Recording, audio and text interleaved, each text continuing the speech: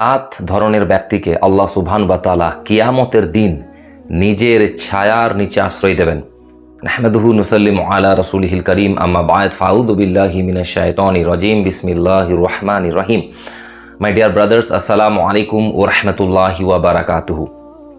আজকে একটা গুরুত্বপূর্ণ হাদিস, বুখারী শরীফের 701 নম্বর হাদিস নিয়ে আমি একটু আলোচনা করব। এই হাদিসে আল্লাহ রাসূল সাল্লাল্লাহু আলাইহি ওয়াসাল্লাম বলছেন, হাদিসটা আবু হুরায়রা রাদিয়াল্লাহু তাআলা আনহু থেকে বর্ণিত, যে 7 ধরনের মানুষকে আল্লাহ সুবহানাহু ওয়া তাআলা সেদিন অর্থাৎ কিয়ামতের দিন তার ছায়ার নিচে আশ্রয় দেবেন। সেদিন আল্লাহর ছায়া ছাড়া অন্য কারো ছায়া থাকবে না, অর্থাৎ আল্লাহ সুবহানাহু ওয়া তাআলা যাকে চাইবেন তাকে সেদিন আশ্রয় দেবেন। তো এই 7 রকম কোয়ালিটি বা 7 রকম যে 7 টাইপের মানুষের কথা যে বলা হয়েছে, কারা সেই মানুষ? নাম্বার 1, ন্যায় পরায়ণ শাসক, অর্থাৎ যে শাসক সঠিক বিচার করে মানুষের সাথে।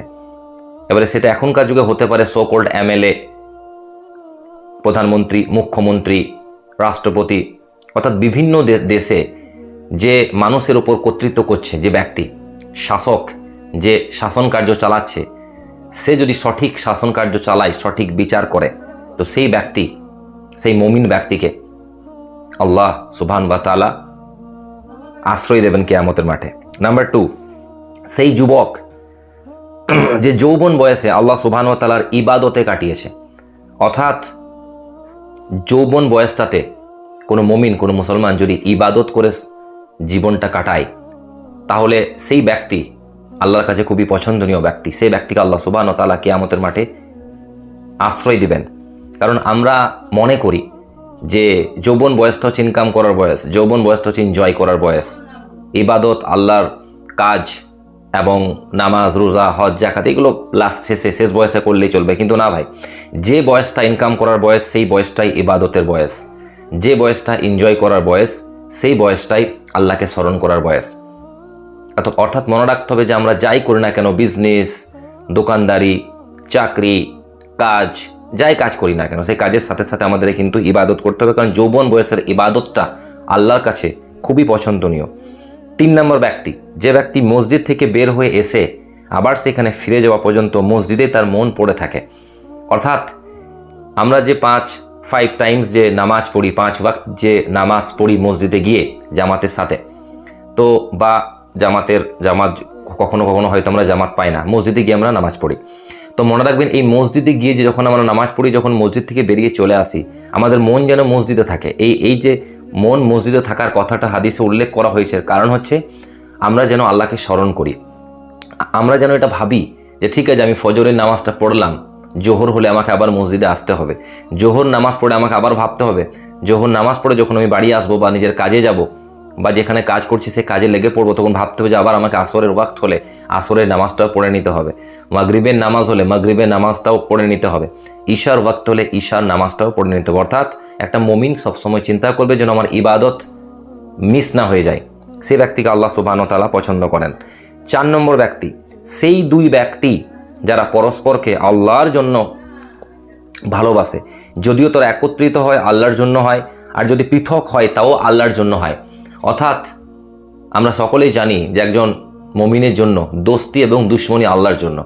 আমি কোনো মানুষকে যদি ঘৃণা করি সেটা হবে আল্লাহর জন্য, আমি কোনো মানুষকে যদি ভালোবাসি সেটাও হবে আল্লাহর জন্য। একটা কথা মনে রাখতে হবে ভাই, দুনিয়াতে প্রত্যেকটা মাখলুক যাই রয়েছে দুনিয়াতে, বিভিন্ন প্রাণী, মানুষ হোক, প্রাণী হোক, গাছপালা হোক, সব কিছু সৃষ্টিকর্তাকে আল্লাহ সুবহানাহু ওয়া তাআলা। অর্থাৎ প্রত্যেকটা মানুষকে, যে কোনো ধর্মেরই হোক, সকলকে কিন্তু ভালোবাসতে হবে, তার সাথে ভালো ব্যবহার করতে হবে, সৎ ব্যবহার করতে হবে, কারণ সবাই কিন্তু আল্লাহর বান্দা। দ্বিতীয় কথা, উঠা বসা তার সাথেই সবচেয়ে বেশি করা উচিত। আমরা সাধারণত জেনে থাকি যে আমাদের বাড়িতে যখন আমার সন্তান বা আমার ছোটো ভাই যখন পাশে যদি এমন একটা ছেলের সঙ্গে মেলামেশা করে যে হয়তো বিড়ি খায়, মদ খায়, আমাদের গার্জেন কিন্তু বা আমরা কিন্তু কি করি, বাধা দিই যে ওর সঙ্গে মেসেজ না, ওর সঙ্গে থাকলে তুইও খারাপ হয়ে যাবি। ঠিক সেই জিনিসটাই এইখানে অ্যাপ্লাই করুন।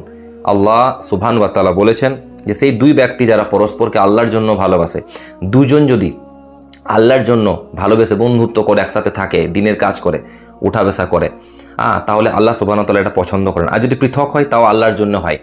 পৃথক হওয়ার মানে হচ্ছে আমার একটা বন্ধু সে আল্লাহ এবং আল্লাহ রাসূলের সামনে যদি গুস্তাখি করে, বা আল্লাহর ওয়ালিদের শানে যদি গুস্তাখি করে, বা আহলে বাইতের শানে যদি গুস্তাখি করে, ঠিক আছে, বা আল্লাহর বা শরীয়তের বিরুদ্ধে যদি কোনো কথা বলে, ইসলামের বিরুদ্ধে যদি কোনো কথা বলে, তাকে আমাকে বয়কট করতে হবে, তার সাথে আমার মেলামেশা করা যাবে না। কারণ আমার কাছে সবচেয়ে ইম্পর্টেন্ট গুরুত্বপূর্ণ হচ্ছে একজন মুমিনের কাছে ইসলাম, আল্লাহ, আল্লাহ রাসূল সাল্লাল্লাহু আলাইহি ওয়াসাল্লাম, সাহাবা, আহলুল বায়ত এবং আল্লাহর ওয়ালি। অর্থাৎ মনে রাখতে হবে ভাই যে আমি যার সাথে উঠা বসা করব, সে উঠা বসা যেন আল্লাহর স্বার্থে হয়, আল্লাহর জন্য হয়।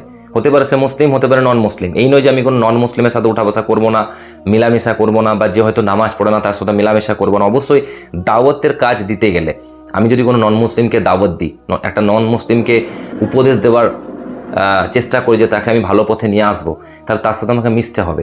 একজন বেনামাজিকে যদি আমি নামাজি বানাতে চাই, তাহলে তার সাথে মিশতে হবে। একজন মাতালকে যদি আমি ভাবি যে তাকে তার মদ খাওয়া ছাড়াবো, তাহলে সে যে সময় একা থাকে, যে সময় সে মদ্যপান করে থাকে না, সেই সময় তার সাথে মিশে আমাকে তাকে উপদেশ দিতে হবে ভালো ভালো আল্লাহ রসুলের, যাতে সে সেই মদ্যপান ত্যাগ করতে পারে।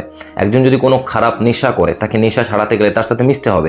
তার মানে এই যে কোয়ালিটি আল্লাহ বলেছেন যে আমাদের মধ্যে থাকতে হবে, এই হাদিসটা মানে এই নয় যে আমরা শুধুমাত্র যে আমার নামাজি বন্ধু তার সাথে মিশবো, বাকি কারোর সাথে মিশবো না, তাহলে কিন্তু আমরা দাওয়াতের কাজ কিন্তু পৌঁছাতে পারবো না। অবশ্যই মিশবো, তবে এখানে সেই মিশা বলা হচ্ছে মানে সারাদিন তার সাথে উঠা, সারাদিন তার সাথে বসা, সারাদিন তার সাথে থাকা, সারাদিন তার সাথে ঘুমানো, এই অভ্যাসটার কথা বলা হয়েছে। মানে হতে পারে আপনিও খারাপ হয়ে যেতে পারেন, একটা ভালো ছেলে একটা খারাপ ছেলের সাথে থাকলে খারাপ হতে পারে, আবার ঠিক উল্টো হতে পারে, একটা খারাপ ছেলে একটা ভালো ছেলের সাথে থেকে কি হতে পারে, ভালো হয়ে যেতে পারে। দুপাশটাই ভাবতে হবে। তো আল্লাহ সুবহানাহু ওয়া তাআলা বলেছেন, অর্থাৎ আমি যে তার সাথে মিশবো সেটা আল্লাহর জন্য মিশবো, আমি তার সাথে মিশবো, তাকে ভালোবাসবো, তার সাথে উঠা বসা, আমার কোনো ব্যক্তিগত ফায়দা থাকবে না, এখানে আল্লাহর সন্তুষ্টি। আমি তার সাথে থেকে যে ভালো কাজ করব তার রেজাল্ট আমাকে আল্লাহ দেবেন, আমি তাকে যে ভালো উপদেশ দেবো তার রেজাল্টও আল্লাহ আমাকে দেবেন। আবার যদি সে কোনো খারাপ কথা বলে ইসলামের বিরুদ্ধে, সে যদি আল্লাহর সাথে শত্রুতা করে, সে যদি আল্লাহ রাসূলের সাথে দুশমনি করে, সে যদি আহলে বাইতের বিরুদ্ধে কোনো কথা বলে, তাহলে তার সঙ্গ আমি ত্যাগ করব। এটাই হচ্ছে হাদিসের অর্থ। এরপর আরেক ব্যক্তি যাকে আল্লাহ সুবহানাহু ওয়া তাআলা পছন্দ করেন, নাম্বার 5, যে ব্যক্তি যে একাকী অবস্থায় আল্লাহকে স্মরণ করে আর আল্লাহর ভয়ে তার দূর চোখ দিয়ে অশ্রু ঝরে। অর্থাৎ আল্লাহ স্মরণে যে ব্যক্তি দিন কাটায়, অর্থাৎ আমাদের উচিত যখনই আমাদের যদি কোনো কষ্ট হয়, কোনো চিন্তা হয়, আমাদের কোনো আপদ বিপদ আসে, কখনো অভাব আসে, অনটন আসে, দুঃখ আসে, তখন আল্লাহর সুবহানাহু ওয়া তাআলার বারগাহে যেয়ে আল্লাহর কাছে হাত উঠিয়ে আমাদেরকে কান্নাকাটি করতে হবে। আল্লাহ ছাড়া আমাদেরকে দেখবার কেউ নেই। আপনি সেটা মসজিদে গিয়েও করতে পারেন, নামাজের ওয়াক্তের সময় করতে পারেন, বাকি আপনি যেখানেই থাকুন না কেন। রাসূল সাল্লাল্লাহু আলাইহি ওয়াসাল্লাম বলেছেন, আমার উম্মতের জন্য গোটা দুনিয়ায়, গোটা পৃথিবীর জমিনই হচ্ছে মসজিদ। শুধুমাত্র দেখে নেবেন সে জায়গাটা পবিত্র আছে কিনা, সেখানে আপনি বসে নামাজ পড়ে নিতে পারেন, সেখানে আপনি বসে বসে আল্লাহর কাছে হাত তুলে আল্লাহর বারগাহে আপনি দোয়া চাইতে পারেন। তাই মনে রাখতে হবে, আল্লাহকে স্মরণ করে, যখন আপনি আল্লাহকে স্মরণ করবেন, যে ব্যক্তি আল্লাহকে বেশি বেশি স্মরণ করে এবং আল্লাহর স্মরণে যখন সে কান্নাকাটি করে, তার চোখ দিকে যেন অশ্রু বের হয়, সেই ব্যক্তিকে আল্লাহ সুবহানাহু ওয়া তাআলা পছন্দ করেন। 6 নম্বর, সেই ব্যক্তি যাকে কোনো উচ্চ বংশীয় সুন্দরী যুবতী কুকাজ করার জন্য আহ্বান জানায়, এর উত্তরে সে বলে আমি আল্লাহকে ভয় করি। অর্থাৎ ভাই মনে রাখবেন, এটা হয়েই থাকে এখন ন্যাচারালি আমাদের লাইফে। আমরা স্কুল কলেজ যখন পড়ি, বা অনেকে যখন মার্কেট বাজার, বহু মহিলার সাথে আমাদের সাক্ষাৎ হয় টিউশন কলেজে, এবং হয়তো বা সে আমাকে দেখে সে পছন্দ করতে পারে, সে আমাকে অফার দিতে পারে কোনো খারাপ কাজ করার জন্য, তার সাথে জিনা করার জন্য, তার সাথে হারাম রিলেশনশিপে আবদ্ধ থাকার জন্য। কিন্তু সেটাকে যদি কোনো মুমিন ত্যাগ করে, তাহলে আল্লাহ সুবহানাহু ওয়া তাআলা তাকে পছন্দ করেন। অর্থাৎ যে কোনো হারাম রিলেশনশিপ আল্লাহ পছন্দ করেন না। এই পয়েন্টটা বলার কারণ হচ্ছে আল্লাহ সুবহানাহু ওয়া তাআলা মুমিনদেরকে ক্লিয়ার বলে দিচ্ছেন যে তোমরা কখনোই হারাম রিলেশনশিপে আবদ্ধ থেকো না। হতে পারে কেউ তোমাকে লোভ দেখাতে পারে, কোনো নারী রূপের লোভ দেখিয়ে তোমাকে তার জালে আসক্ত করতে পারে, বা ঠিক এর উল্টোটাও হতে পারে একটা মহিলার জন্য, যে কোনো পুরুষ নিজের রূপ দেখিয়ে কোনো মহিলাকে আসক্ত করতে পারে, কিন্তু সেই মহিলার উচিত সেই পুরুষের লোভকে অ্যাকসেপ্ট না করা, সেই পুরুষের অফারকে অ্যাকসেপ্ট না করা। তাই একজন মুমিন পুরুষ ও নারীর উচিত যে কোনো রকম হারাম রিলেশনশিপ থেকে বেঁচে থাকা এবং কোনো খারাপ কাজ না করা, এবং সেই খারাপ কাজটা ত্যাগ করা। কার জন্য? আল্লাহ সুবহানাহু ওয়া তাআলার জন্য। এবং সেই ব্যক্তিকে আল্লাহ সুবহানাহু ওয়া তাআলা আরশের কি করবেন? কিয়ামতের ময়দানে আশ্রয় দেবেন। 7 নম্বর ব্যক্তি, সেই ব্যক্তি যে আল্লাহর পথে গোপনে দান করে, যার বাম হাতও বলতে পারে না যে তার ডান হাত কি খরচ করেছে। এই বাম হাতও বলতে পারে না ডান হাত কি খরচ করেছে, এটার মানে হচ্ছে আপনি যে দান করবেন ভাই, ইসলামে পারমিশন আছে আপনি দেখিয়েও দান করতে পারেন, আপনি লুকিয়েও দান করতে পারেন, কিন্তু লুকিয়ে দান করার ফজিলতটা বেশি। দেখিয়েও দান করতে পারেন যদি আপনার নিয়ত হয়, লোক দেখানো না হয়, আপনার নিয়ত, বুখারী শরীফের প্রথমই হাদিস যে ইন্নামাল আমালু বিন্নিয়াত, প্রত্যেক কাজ নিয়তের উপর নির্ভরশীল। আল্লাহ সুবহানাহু ওয়া তাআলা কিন্তু সব কিছু দেখছেন, শুনছেন এবং আপনার অন্তরকে বুঝতে পারছেন। আল্লাহ কিন্তু অন্তর বুঝনে বালা। আল্লাহ জানেন যে আপনি কোন নিয়তে এই কাজটা করলেন। আপনি যদি দান করেন কাউকে না দেখিয়ে, আপনি এর উত্তম ফল পাবেন। এবার আপনি যদি ভাবেন যে আমি কাউকে দেখিয়ে করব, উদ্দেশ্য কি? তাকে ইন্সপায়ার করা, তাকে মোটিভেট করা। এক ব্যক্তি দান করে না, এক ব্যক্তি খুবই কৃপণ, অথচ তাকে আল্লাহ অনেক সম্পত্তি দান করেছে, অনেক অর্থ, অনেক রিস্ক দিয়েছে। এবার আপনি ভাবছেন যে সে আমার বন্ধু, আমি তার সামনে তাকে দেখিয়ে যদি কিছু দান করি, সে হয়তো আমার দান দেখে সেও দান করতে পারে। দ্যাটস আ ভেরি গুড, এটা আল্লাহ তাআলা পছন্দ করবেন, কারণ আল্লাহ তাআলা নিয়ত দেখবেন। কিন্তু যদি আপনি কোনো দান লোক দেখানোর উদ্দেশ্যে করেন, যে লোক আমাকে ভালো বলবে, লোক আমার প্রতি ইমপ্রেস হবে, তাহলে মনে রাখবেন এটা হচ্ছে রিয়া, এটাও এক ধরনের শিরক। আল্লাহ সুবহানাহু ওয়া তাআলা এই রিয়াকে পছন্দ করেন না। আপনার সে আমলটা কিয়ামতের মাঠে কিন্তু অ্যাকসেপ্টেবল হবে না, আল্লাহ কিন্তু সেটা অ্যাকসেপ্ট করবেন না।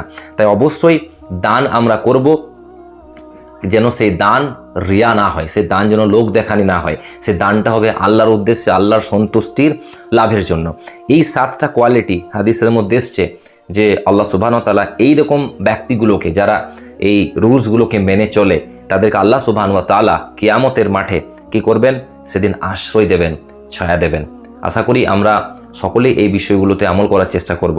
আল্লাহ সুবহানাহু ওয়া তাআলা আমাদেরকে বেশি বেশি করে যেন আমল করার তৌফিক দেন। আসসালামু আলাইকুম ওয়া রাহমাতুল্লাহি ওয়া বারাকাতুহু।